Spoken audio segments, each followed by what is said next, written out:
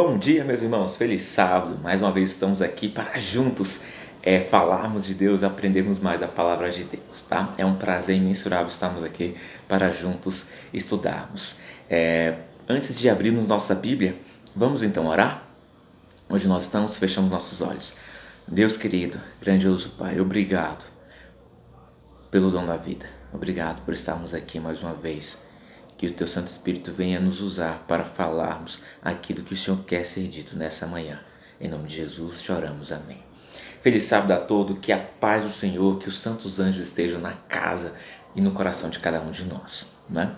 Nessa manhã nós iremos estudar o capítulo 12 do livro de Atos dos Apóstolos, né? E nós vamos ler esse capítulo, né? Na verdade, só parte dele, do verso 1 até o verso 18, tá? Então abra sua Bíblia aí, onde você está, onde você esteja, abra sua Bíblia e vamos juntos estudarmos a palavra de Deus, tá? Eu vou fazer aqui uma breve leitura do capítulo 12 do livro de Atos, que nos diz assim: Por aquele tempo, mandou o rei Herodes prender alguns da igreja para os maltratar, fazendo passar fio de espada a Tiago, irmão de João.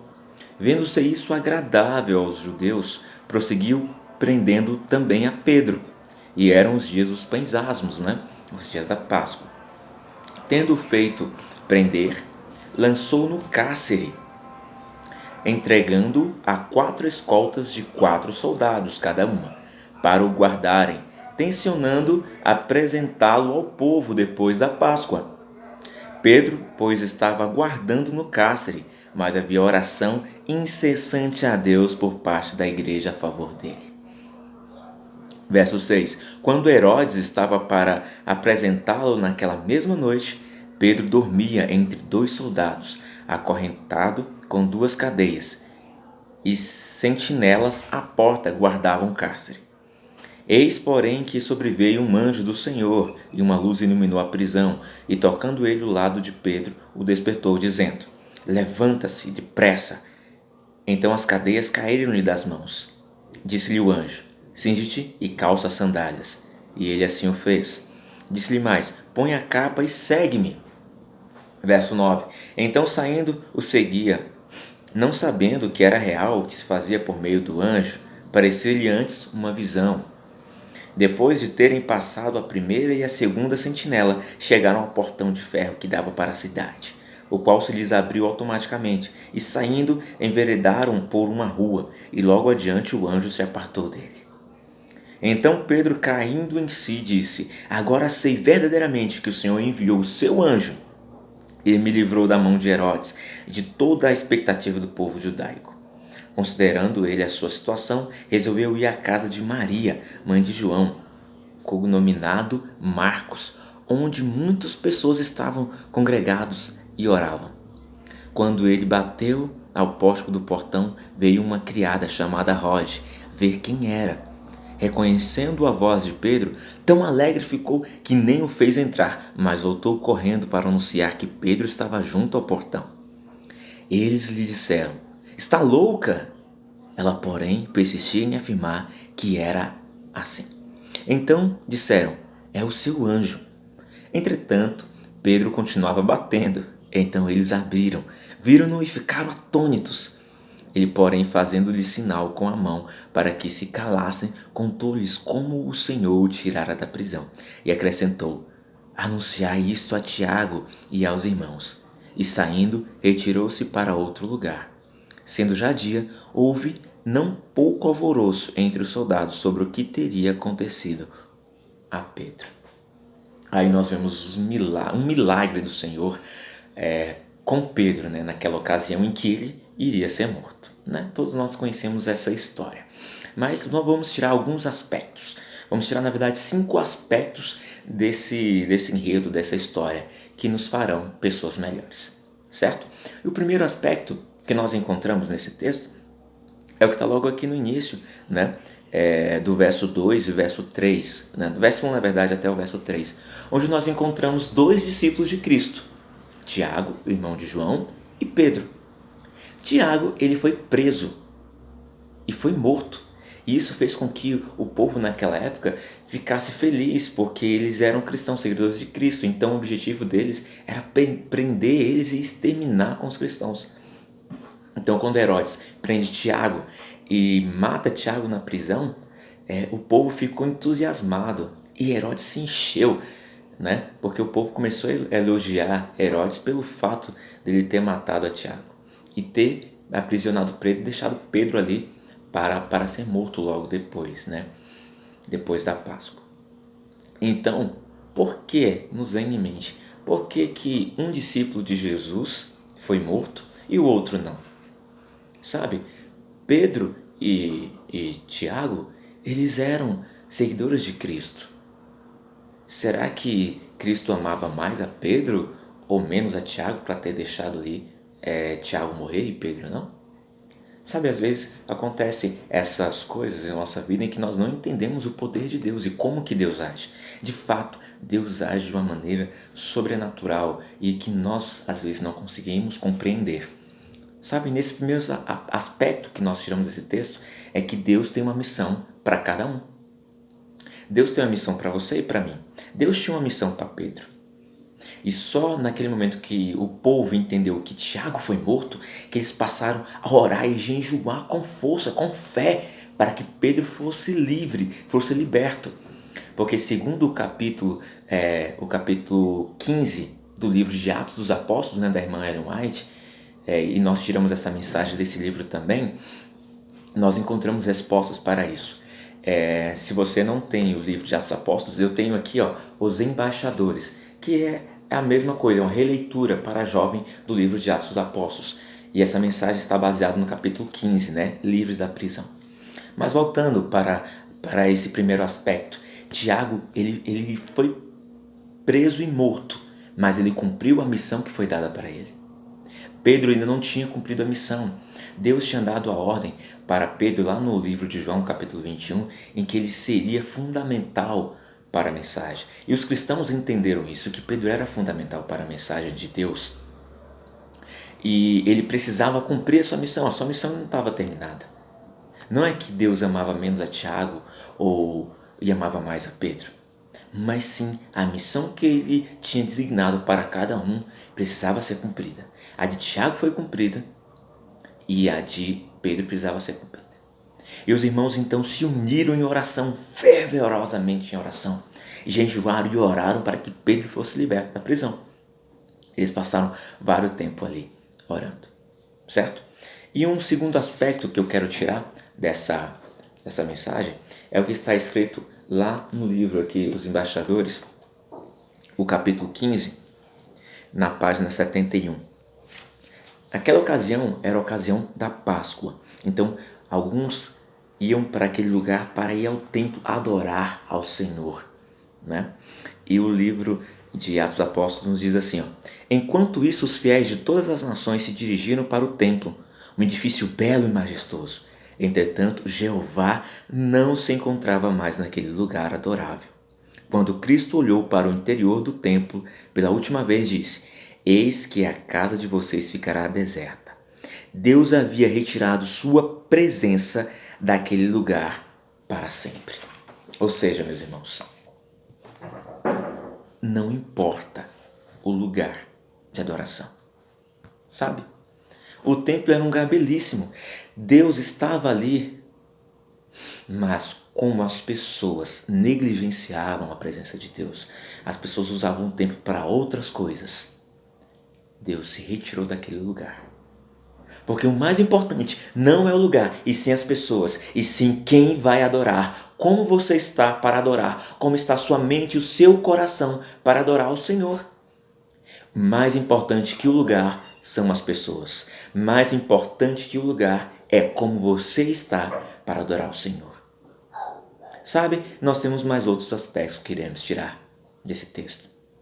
E o terceiro aspecto é quando nós oramos, Deus, Ele faz o impossível. Ao longo da história nós vimos que Pedro estava num lugar que era impossível para o ser humano ser livre da prisão. Alguém que estava a prisão que Pedro estava era uma prisão que foi cavada na rocha, ou seja, no pé da montanha ali. Não tinha como sair para o lado nem para o fundo, era rocha e era rocha. Só tinha um lugar para sair. E nesse lugar haviam 3 portões. Um portão principal, que era feito de ferro. Aí nós tínhamos mais 2 portões dentro, também feitos de ferro. E eram pesados esses portões, não tinham como ser retirados por força humana. E nós tínhamos, além desses portões, tínhamos mais 4 soldados na entrada, mais 4 soldados na outra parte, mais 4 soldados aqui na terceira parte. E nós tínhamos mais 4 soldados ao lado de Pedro, sendo que 2 desses soldados estavam acorrentados ao braço deles, ao braço de Pedro também. Ou seja, se Pedro se mexesse ali, os soldados iam sentir que Pedro estava fazendo alguma coisa e não tinha como Pedro escapar. Realmente era uma prisão muito forte. Era praticamente impossível. Mas quando é impossível para os seres humanos, é que Deus mostra a sua grandeza e torna do impossível impossível. Pedro ele não acreditava no que estava acontecendo. Pensava que era um sonho, mas ele seguiu à risca o que o anjo falou, né? Se veste, calça sandália e foi andando. E os portões foram abrindo e se fechando de uma maneira que os ferrolhos não fizeram nenhum barulho. E o milagre de Deus aconteceu naquela ocasião. Deus dos impossíveis. O quarto aspecto que eu quero trazer para vocês nessa manhã, para nós nessa manhã, né, é que às vezes nós não acreditamos nos milagres. Nós oramos, pedimos, ajoelhamos, jejuamos. E quando acontece, às vezes nós não acreditamos naquilo que acontece. O povo de Deus, os cristãos, oraram incessantemente por Pedro. Pedro saiu da prisão quando Pedro bateu lá na porta para entrar, porque sabia que eles estavam reunidos. Eles não acreditaram. Rod, que era a mulher que cuidava lá das coisas, a criada, né, a empregada, ela olhou e falou assim: Pedro está lá fora. Ela nem acreditou, nem abriu o portão para Pedro entrar. E quando ela falou para os cristãos, eles falaram assim: não, é mentira, deve ser o seu anjo. E quando eles foram lá e viram com seus próprios olhos, eles ficaram perplexos, atônitos, parados, sem reação. Eles não acreditaram que o milagre havia acontecido. E de fato o milagre aconteceu. E nós precisamos aprender, irmãos. Quando o milagre acontece, quando a bênção acontece, nós precisamos aceitar a bênção. Nós precisamos glorificar e adorar a Deus, agradecidos pela bênção que Ele nos dá. E ali foi uma bênção maravilhosa. O servo de Deus continuar a sua missão que não havia terminado. Sabe? Qual é a sua missão? O que Deus tem designado para você? Porque Deus, Ele pode sim fazer o impossível na sua vida. Sabe?